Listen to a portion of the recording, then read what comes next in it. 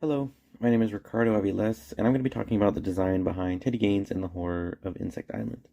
This game originally started out as a jam, but the team and I went back and we updated it significantly for a couple months and put out a newer version that was cleaned up, had new features, new levels, and all kinds of different things.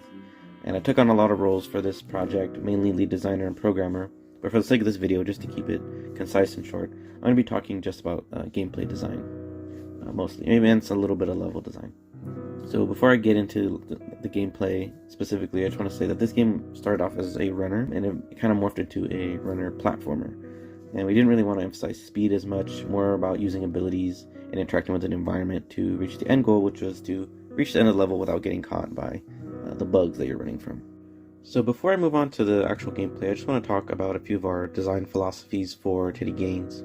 One is that there was going to be no combat, and when I say no combat, I mean no traditional combat.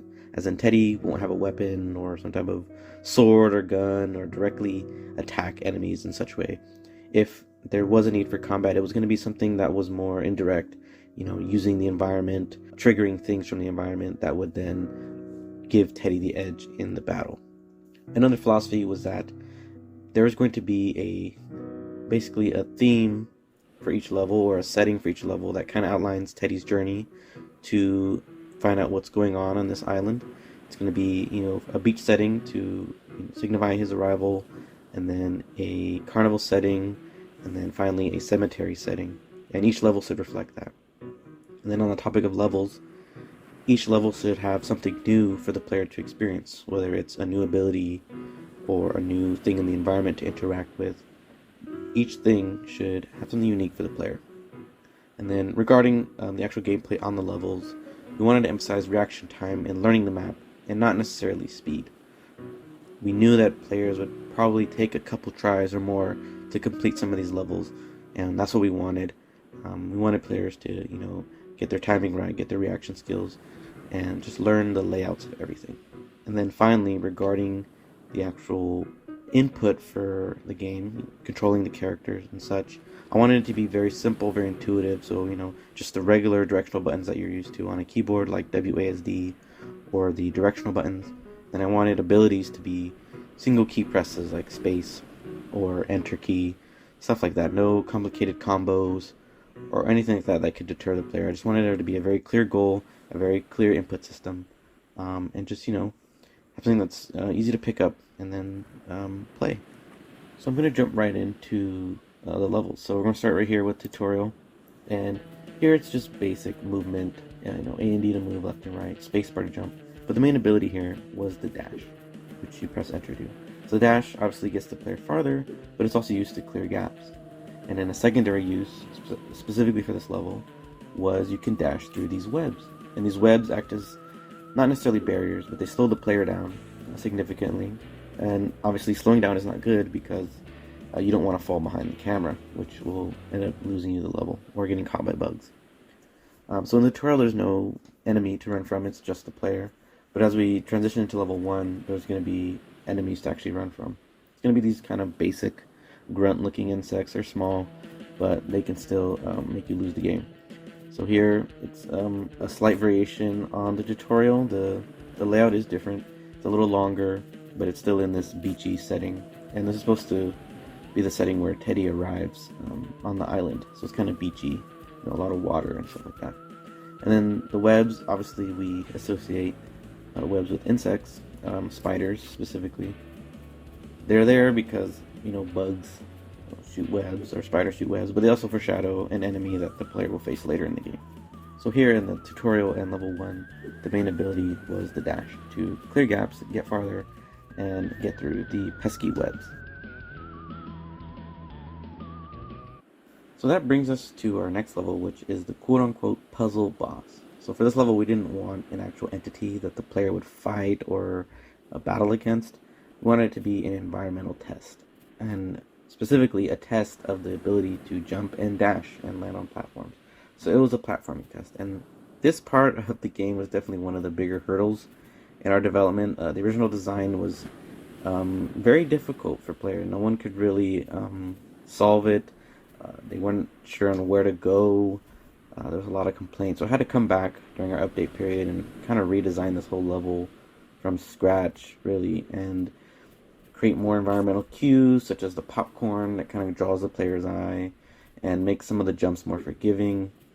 And overall, it got a lot easier, a little more clear, I think, than it was before. So this next level is actually one of the newer levels that we ended up adding during the update period. And it's one of my favorites. It revolves around this kind of carnival theme park theme, and it introduces a new mechanic, the balloon. The balloon's purpose was to expand the verticality of the levels, and also allow us to get more creative with the level design. So as we get to some gameplay here, we can immediately see Teddy runs into the balloon. It carries him upward and a bit forward, conserving his momentum from before. And we can see larger vertical gaps, and Teddy has to use this item to clear them. Of course, we're still practicing older skills such as the dash.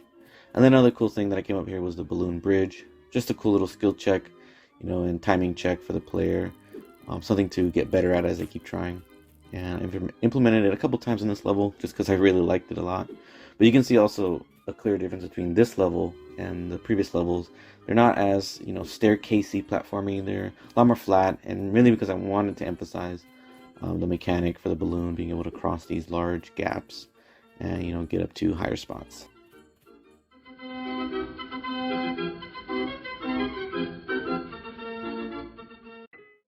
When the player finishes this level, we get brought into the actual carnival tent where we have our first major boss battle. And here we're going to introduce the character Arachne the Spider. And this one was super fun. We wanted the spider to kind of resemble a trapeze artist in a carnival. We wanted them to be swinging along a rope, which naturally for spiders would be a web. And we wanted it to be kind of the focus of the fight.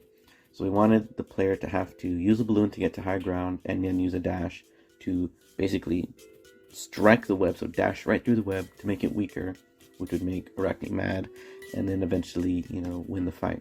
But however, there was a secondary part to this that I really loved, was after the player dashes through the web, Arachne kind of retreats, and she calls upon her baby spiders to come and attack Teddy. And here, the player is then again encouraged to use the balloon to get to high ground.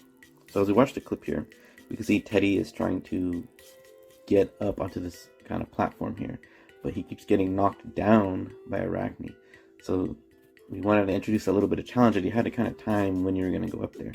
So you can see Teddy dashes through the web, and it gets, thin, the sprite changes, and then we see the army of baby spiders coming to get Teddy. And of course, you got to use a balloon to get out of the way and kind of wait it out. And it's only a few seconds long, but it's such a fun little concept. And then back at it again, Arachne attacks Teddy. Teddy needs to get up to the higher platforms.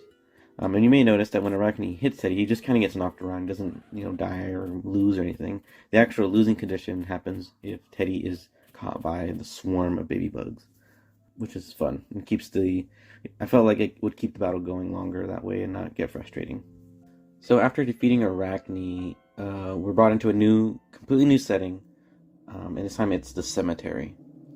And to be on theme, one of the abilities that I wanted to implement here was something that related to ghosts. And I thought, what if we could have a mode or an ability where Teddy could go ghost? But what would that entail, for the gameplay?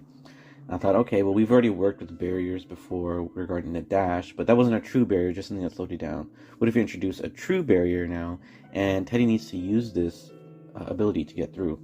So in the cemetery level, you're going to see here in the gameplay, there's a block, and there's a new item now. It is the orb. And when Teddy picks up this orb, we can see a counter in the top right of the screen. And as you push W, he becomes ghost form, and he can now walk through that block. And the level is one of my favorite levels in terms of the platforming. It's kind of challenging, and it's set up in some very devious ways. Our level designer for this one pulling out all the stops for this one. And you can see we have to kind of combine all of our abilities, our jumping, our dashing, the ghost. There's some tricky points in this level where It looks like you would want to dash through some webs, but it's actually smarter to go ghost, because when you're ghost, you can actually go through the webs and the walls as well. So this is one of the abilities that I really liked. Super simple. It requires a pickup, so it's a little bit different, not an innate ability or an environmental item necessarily. It's something that you can pick up, hold on to, and use at your own discretion. I thought like giving the player some extra agency over their abilities was a cool ability to have.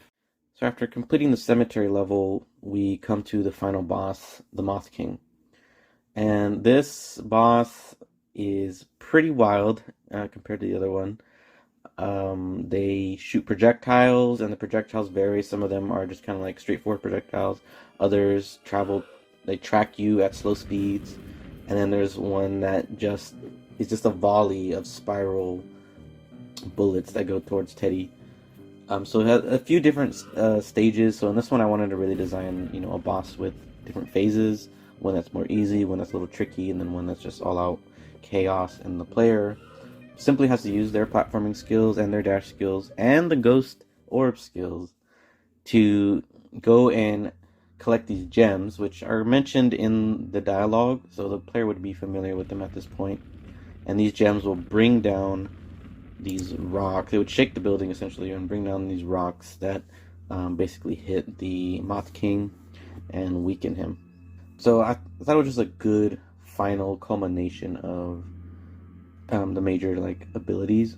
Now this level was designed and created before we went and added the level 2 stuff, the carnival stuff. So obviously there's no balloons or anything like that to implement here, because it was already created before that one came into existence. But I still think overall it's a good level that kind of meshes everything together and really puts the player to the test. So that about wraps up the game design talk for Teddy Gainz and the Horror of Insect Island.